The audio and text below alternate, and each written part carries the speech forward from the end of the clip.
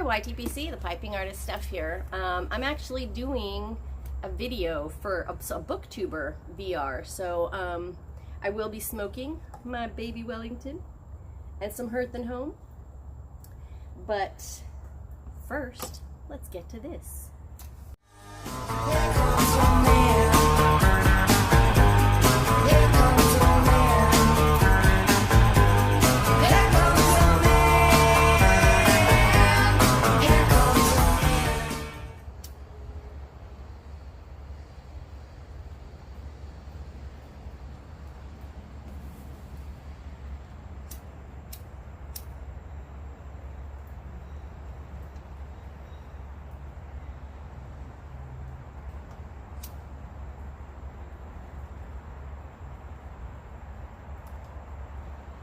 All right, so my baby Wellington, it was a Danny Shore purchase, and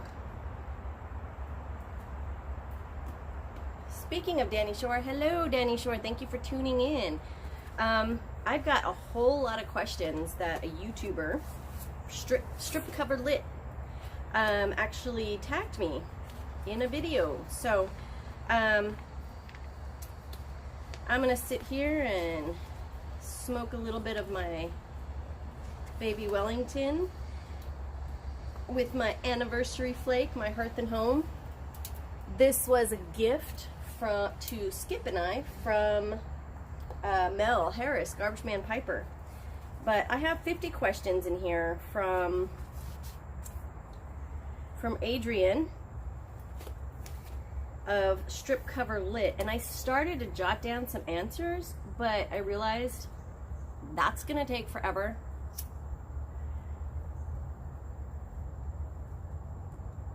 So you can see Skip's still not back. He'll be back this Wednesday. Woo woo. All my silvers are coming in nice and purty like. So I'm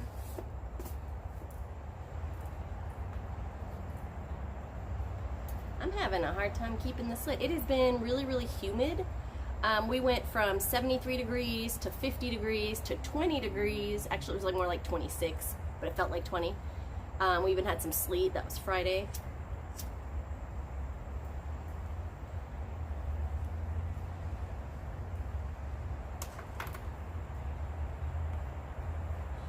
So, I want to say hi to Danny Shore before I begin answering these questions. This is not really a pipe-related video. I'm doing this one for a BookTuber. I'm not part of the BookTube community, but I do watch several of them. Well, I catch a bunch of them, but there's probably about 2 or 3 that I actually go and like tune in and see what they're doing.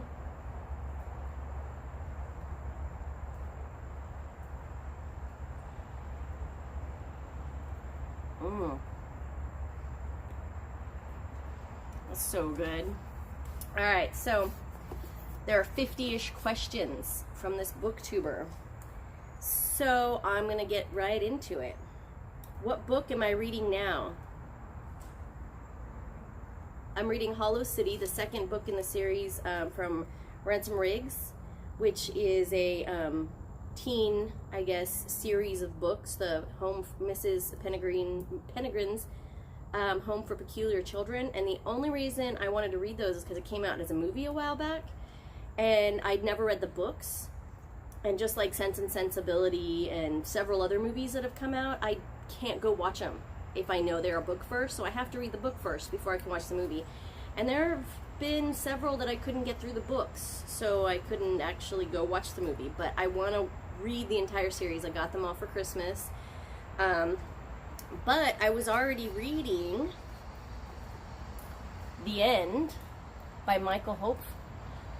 It's a 3-part series. The next book I'm going to read after that is going to be The Long Road, which is the second in the series. I love post-apocalyptic. I love, especially if there's a really good storyline, I understand what's happening. This one shows you from right where it ends to the very end. So last thing I highlighted is the question number 2. Well, I haven't had much time. I mean, I teach 4 homeschool classes. I sell my Tupperware. I have several friends and families that I hang out with. I have 3 teenagers still in the house. And I just don't have time to sit through any book. So I guess my Bible is the last thing that I've highlighted something in, and I believe it was something in Matthew, but I didn't really go back through and look. But that's definitely one that I actually take my time when I'm reading. I do quiet time once a week, spend 15 minutes just reading and praying, and you know, if I find something I need to highlight, I do. What do I plan to read next? I just said that. The Long Road, which is the second in the series of this. I hop around a lot. Sometimes I'll be reading one series and I'll stop because it's just, you know, a lot of times it's teen books because I want to keep up with all my homeschoolers and my own kiddos, or I want to see something or read something that was a movie. So then I finished this one and then started reading the Miss Penregrins. So I'm moving back to Michael Hope's next one, which is The Long Road. One fiction writer, live or dead, this is question number 4, that I'd like to grab a drink with. Well, this one and number 5 have the same answer. A non-fiction writer, live or dead, you want to grab a drink with. Well, I used to go to the library and check out anything from Isaac Asimov when I was a teenager. And I found several of his astronomy books. Not astrology, astronomy. So I got really into science because of Isaac Asimov, both his fiction and his nonfiction. So if I could grab a drink with anyone living or dead, it would be him, both fiction and nonfiction, just because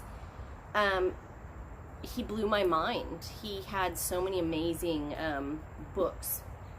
Poet, living or dead, that I'd want to have a drink with. Well, I think Lord Byron. He had some really deep love affair with the pen and paper, so it'd be definitely him. One booktuber that I'd like to grab a drink with, well, Adrian, that's gonna have to be you. I think you're the only one who actually knows who I am. Also, I'm a smoker, and still smoking American Spirits once in a while, so yeah, I would totally want to sit down and have a drink with you and, you know, talk to you about all kinds of stuff. And I know we don't agree on a lot, and which I absolutely love, sitting down and having a conversation with someone who doesn't agree with me, because then, you know, how are you going to learn anything if you agree with everyone you hang out with?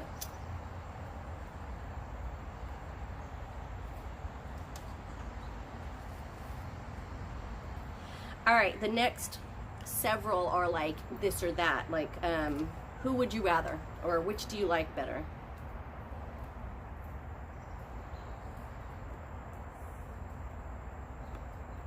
I don't know why I can't keep anything really lit today. It's very moist, I think. That's why we had a rain shower earlier.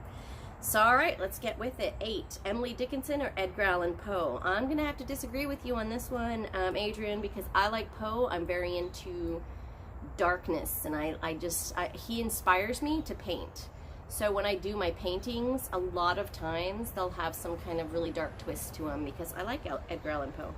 Hemingway or Fitzgerald? Oh, that was hard.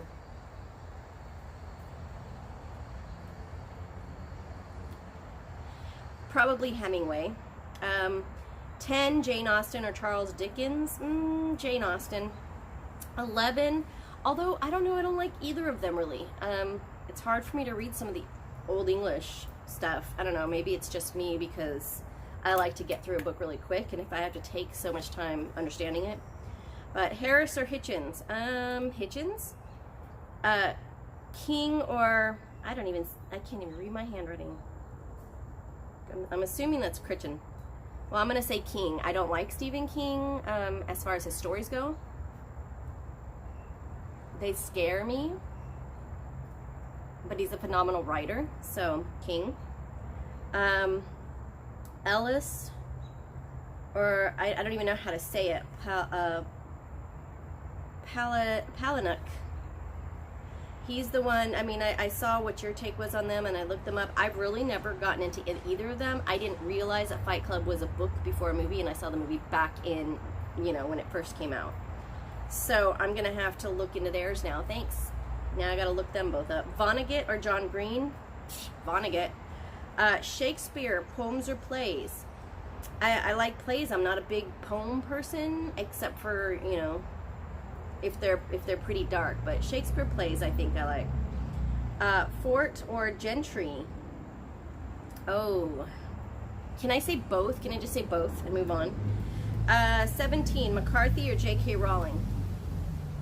I'm gonna have to say J.K. Rowling, just because I really despise McCarthy. Maybe if I hadn't met him in person, but J.K. Rowling also because I have lots of friends who are into the whole Harry Potter verse, so I'll just go J.K. Rowling. Boyle or Saunders? Oh, I missed one. Hannibal Lecter or Voldemort? Hannibal Lecter. Voldemort, if a kid can beat him, he's really not all that scary. Hannibal Lecter, it's scary. All right, Boyle or Sanders? Boyle.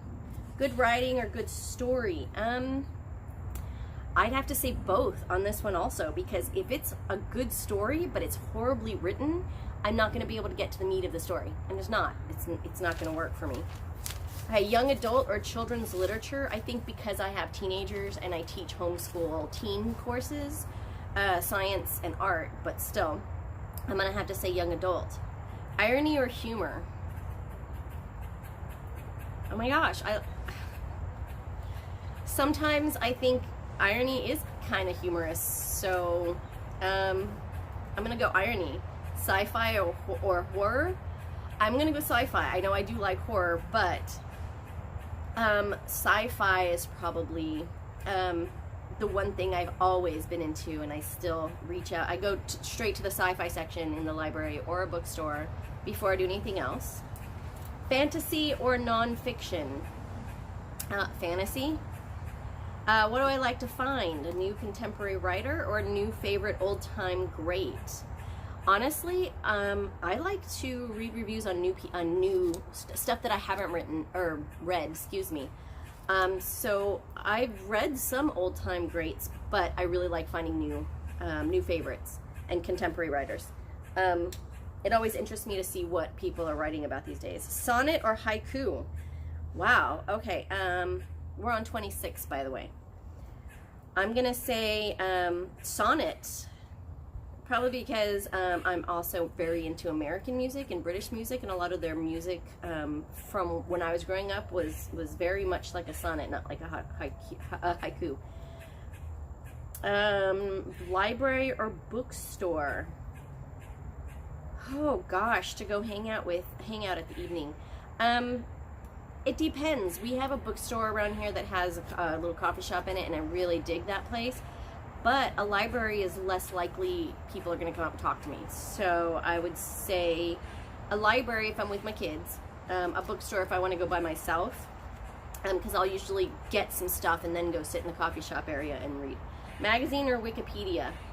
Magazine. Even when I was a public school teacher, I would not accept Wikipedia as...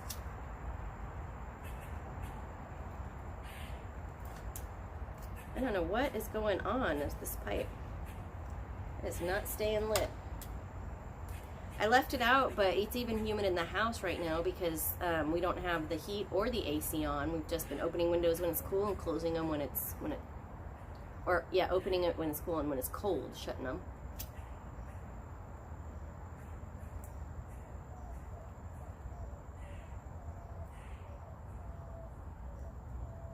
I don't accept Wikipedia as factual, because too many people have the ability, and maybe it's gotten better, but too many people have the ability to just go in and change things they want. Dictionary or encyclopedia? Well, I grew up with those like Encyclopedia Britannicas where you had like the whole shelf of them and everybody had them, and I think ours were like a green spine, so I'm gonna go encyclopedia because they're more fun and they get, you know, pictures, and they're a little bit more elaborate. Writer that I'd like to write my biography. I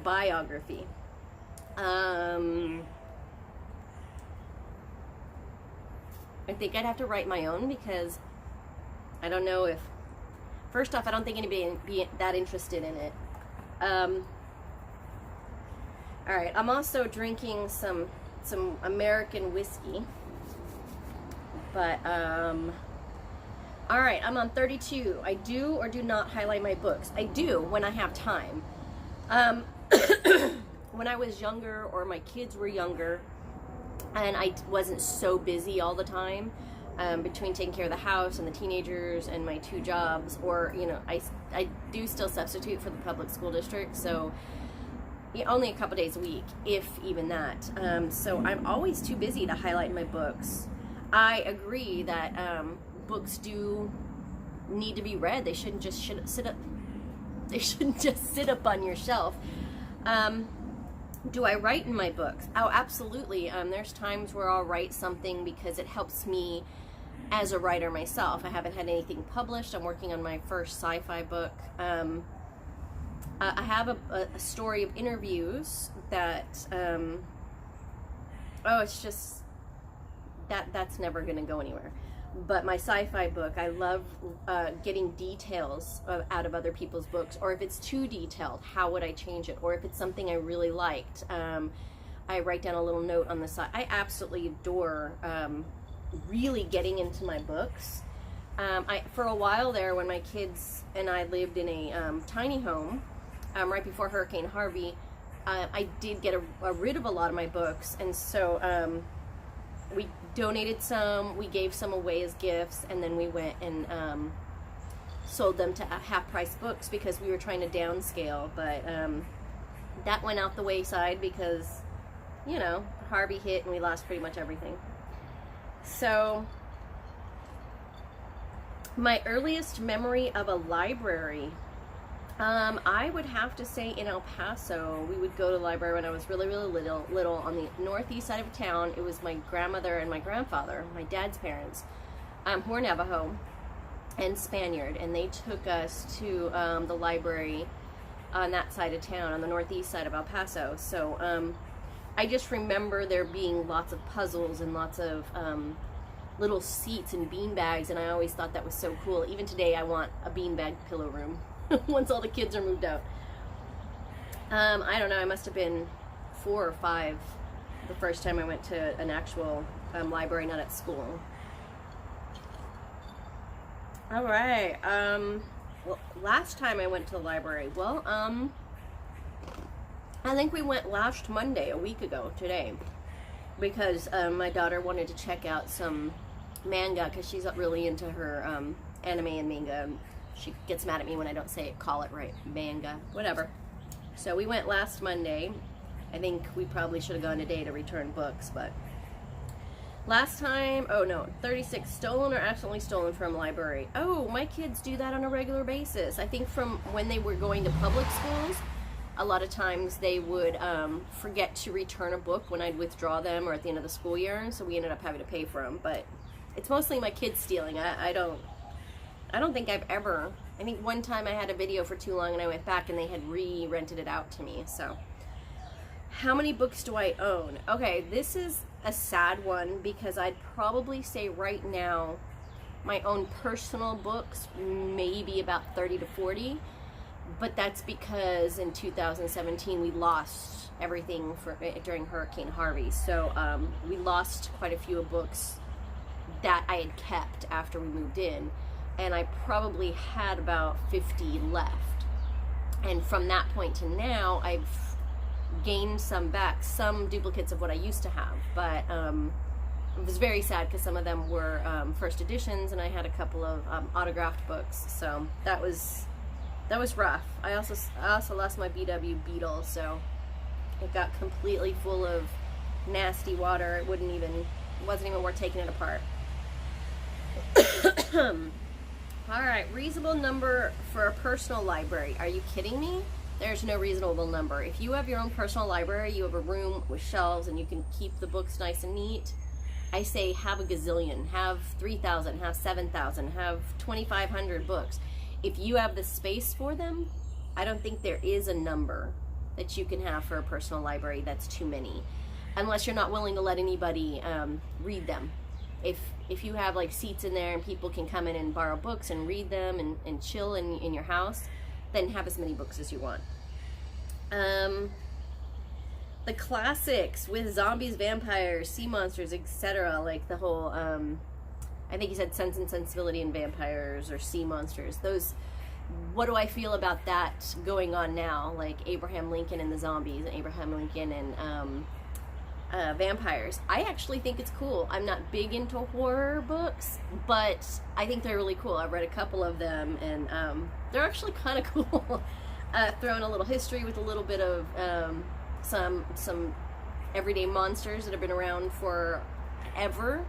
It makes it quite interesting. What would I like to see get more love in horror?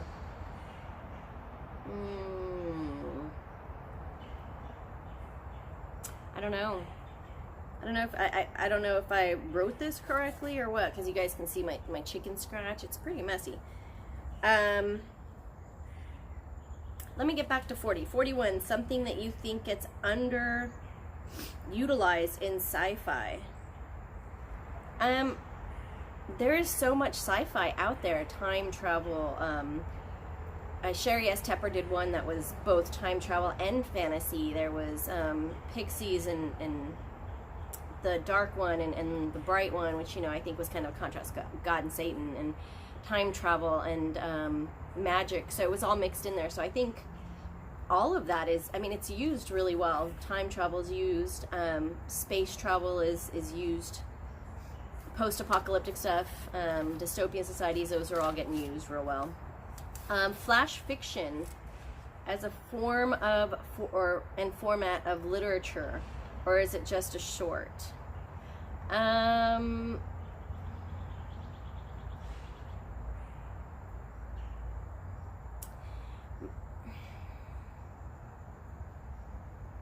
don't know. I don't know. I really don't have an opinion on that. I mean, my daughter's really into flash fiction, and so I haven't ever gotten into it.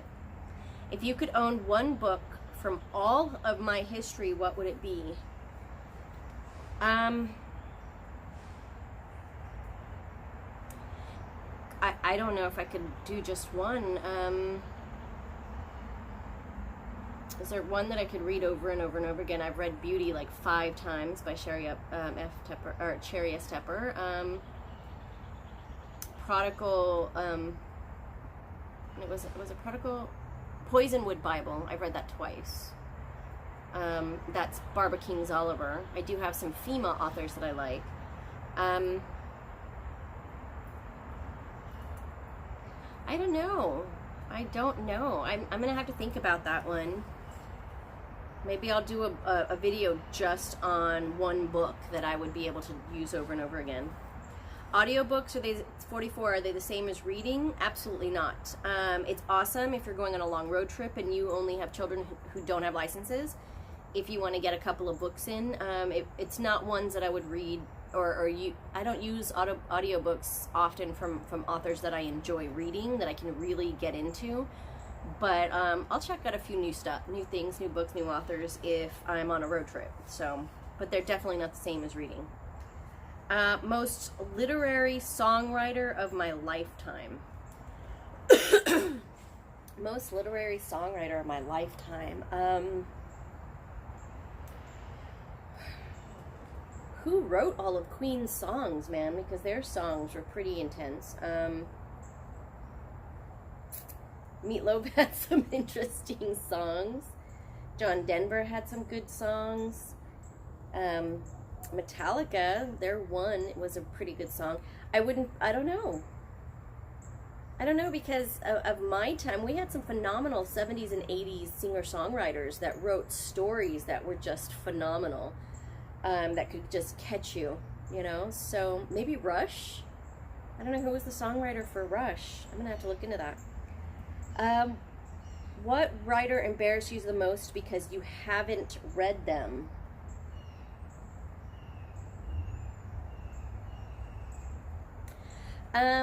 I've read Stephen King when I was a teenager, but he scared the bejeebus out of me. I would have nightmares from his books. So maybe him, because he's a phenomenal writer, and I would always have my literature professors bring up Stephen King and bring up books by Stephen King that everybody had seen to have already read, and I never read them. So I guess Stephen King, because I haven't read much of his, and there's a lot of his movies out and TV shows out that I just wasn't even interested in watching because it was originally one of his books. What writer have I read too much? How can you read too much of one author? I've probably Barbara Kingsolver, Sherry S. Tepper, Isaac Asimov. Oh, what is the guy that I just read? I just got my daughter a book of a bunch of short stories by him too. He's a horror writer, but oh my goodness, he had the Midnight Clock. I'm not prepared enough for this. This is why I can't be a YouTuber, you see, because there's just too much that goes into it. I don't feel like I'm well versed enough. Oh gosh, I started reading him in college and people just kept giving me his books. It was the one where the guy's girlfriend died and he had a strange name. Okay, well, I can't remember the name of his book, of that author either right now, but I'm like horrible at actors too, because I'll be like, you know that one movie with that dude with the arms and the face and the eyes? Like, unless they're relevant right now, like I can't even think this guy's name. The Aquaman dude, like he's pretty good looking dude, and everybody's been talking about him. And I know he's Hawaiian. Anyways, I can't remember names. I'm horrible. Anyways, a biography that I look forward to reading. I have to say I've only read 2 biographies in my whole life, and one was Mickey Hart from The Grateful Dead, and now that's 3 actually. And then another one was a biography about the Grateful Dead. Yeah, it's kind of a hippie in my early 20s, my hippie stage, and I actually got Mickey Hart's book autographed and gave it to a friend. And then I read this one dude who I thought for sure was going to run for president, but then Barack Obama ran, and I thought he was going to be the first black president, so I read his book. That's because I'm more conservative than liberal, so I wasn't looking at any liberal candidates, but I can't think of his name right now. But I have his book, his last biography. I don't really look forward to reading biographies. Do I have a dream reading cubby? Yes. If I could have a reading cubby of my very own, it would be an entire room, floor to ceiling, maybe 10-foot high ceiling with bookshelves everywhere, even like the little rolling staircase to go roll around and pick out books that I want, and pillows and bean bags everywhere. Maybe a couple of little couches, little love seats for people if they want to sit together, and definitely a little fridge in there with some ice, maybe an ice maker, and some whiskey, and a coffee maker. So that's my dream cubby. It would be more of a room, an entire room just for reading. Last literary phenomenon that really got your gears grinding. My kids aren't going to like this, but I don't like fan fiction. Fan fiction, especially where they call it shipping, where they ship or put into a relationship 2 different characters inside of the story that are not normally together. I know they do it a lot more in anime and manga books, but I've been seeing some recently for some of the stories that I've read, and I was like, you have got to be kidding me. How can you fan fiction that? I mean, if you want to write an extension to as a fan fiction, then that's one thing, but you can't change the entire story and put 2 different people together. That's not the story. Okay, maybe make it an alternate universe, whatever, but fan fiction upsets me. It irritates me, but my kids like it, and they even write some. It's probably why they don't show it to me much, because I get a little upset. Last piece that changed the way I read. So I'm on 51 now. I'm almost done. I know, you've been bearing with me for how long? Geez Louise, 30 minutes. The last piece of literature that changed the way I read, I couldn't tell you, because what has changed the way I read has not been a series of books or a book or a piece of literature itself, but just the lifestyle. My kids are older, they're in orchestra and in fencing and soccer and drama, and they're in you know, or theater or whatever. So they're in all these different clubs and groups at schools and with their homeschooling, because my daughter homeschools, middle son has just gone back to public school, and then my stepson, who's 17, is in public school as well. So they're all so busy with so much stuff with them and my homeschoolers, because I teach getting together science curriculum and what we're going to do for art, making sure I have all the supplies. I just don't have time, especially watching all the YouTubers that I've been watching lately. I don't have, I don't think it's any literature. It's a lifestyle that has changed. I don't take my time reading. It's like if I don't enjoy it, I put it down, I'll pick up something else. If I do enjoy it, or if I don't enjoy it, I'll pick it up later. But if I do enjoy it, I'll just right through it, you know, and within 4 hours I'm done with the book. But I don't feel like I am good enough at this information to go through these. A booktuber that I've watched the most, well, I'd have to say Strip Cover Lit is you're the ones who got me into the BookTube community. I really don't. I know we have a Professor Jeremiah, and we have another guy in the YouTube community. His name is escaping me right now, but they're often bringing up books and talking about different kind of things for us to read, suggestions for us to read. So we, you know, that's it. I know that there was a couple of questions I either just kind of skimmed over or didn't answer. I'm not even sure how this appears. I probably appear very ignorant as a reader, as a writer, but gosh, how do you answer that many questions without sitting and writing the answers to? I just didn't have time, and this weekend was crazy, and I had a friend come to town. So excuses, I know, but you know, being a mom of teenagers and being a busy lady, I don't have a lot of time to get stuff done. But I want to, I'm going to put a link in the descriptions for Adrian from Strip Cover Lit.